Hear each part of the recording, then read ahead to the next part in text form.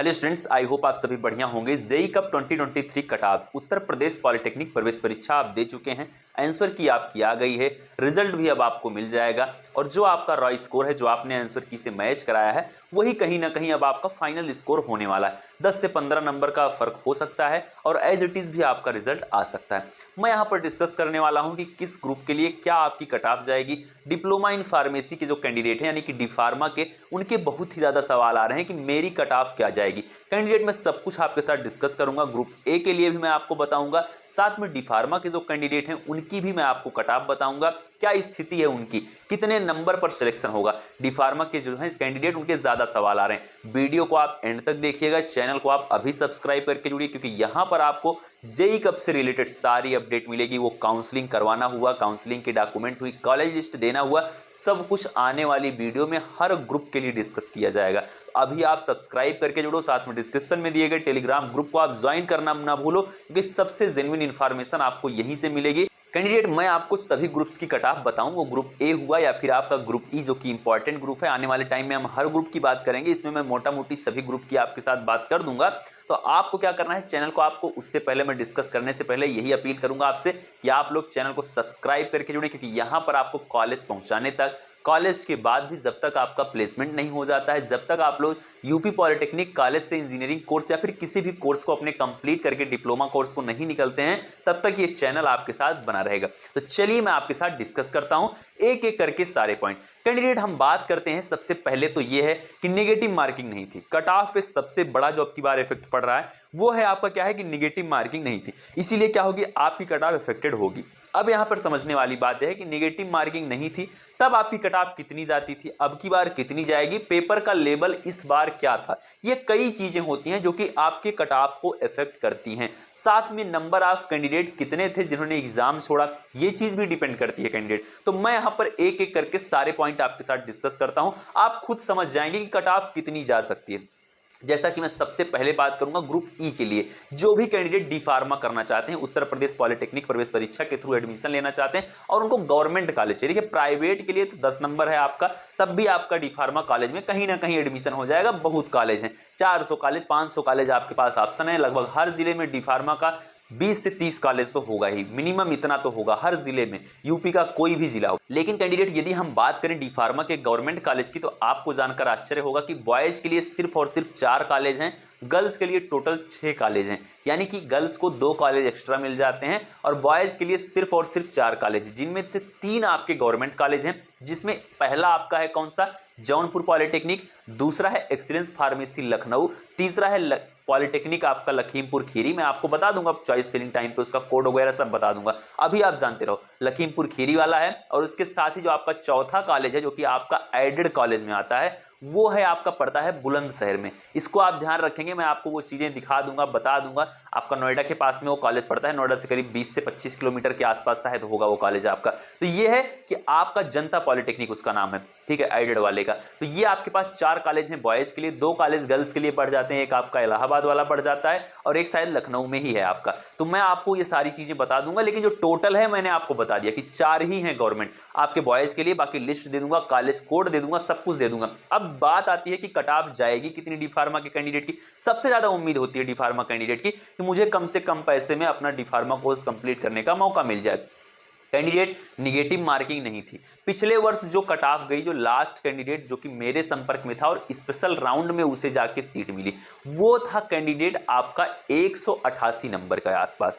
अब आपको ये चीज समझना होगा कि स्पेशल राउंड में जो ये कट ऑफ है, अब की बार कितनी जा सकती है, वो 250 प्लस जाएगी स्पेशल राउंड के लिए। और रेगुलर राउंड में और स्पेशल राउंड में यार उम्मीद ना के बराबर होती है डी फार्मा कैंडिडेट के लिए। बहुत ही कम कैंडिडेट ही छोड़ते हैं डी फार्मा कोर्स को, और जो छोड़ते भी हैं तो थोड़ा बहुत जो टॉप वाले रहेंगे वही उठा लेंगे। तो थोड़ी सी उम्मीद यहां पर आपकी कम होती हमको दिख रही है, क्योंकि आपके पास बॉयज के लिए सिर्फ 4 कॉलेज हैं और 6 कॉलेज हैं, तब भी यार बहुत ज्यादा मतलब नहीं निकलता है। 60-60 सीटें ही हैं सभी में, यह आपको समझना होगा। अब बात आती है कट ऑफ जाएगी कब। अब आप तो यही पूछेंगे सर आप गोल गोल हमें मत घुमाइए, हमें कट ऑफ आप बता दीजिए। ये कट ऑफ कोई भी ऐसा नहीं कोई एग्जैक्ट आपको बता सकता है, लेकिन जो आपकी एक्सपेक्टेड कट ऑफ है जो आपके डी फार्मा कोर्स के लिए यदि आप रेगुलर राउंड में सीट चाहते हैं तो आपका स्कोर होना चाहिए 320 प्लस। यदि आप 320 प्लस स्कोर करते हैं तो आपको रेगुलर राउंड यानी कि आपको 9th राउंड के पहले यानी कि 9वें राउंड के पहले आपको सीट मिल जाएगी डी फार्मा के लिए। इस बात का आप ध्यान रखेंगे 320 प्लस वाले। बाकी स्पेशल राउंड तक जाते जाते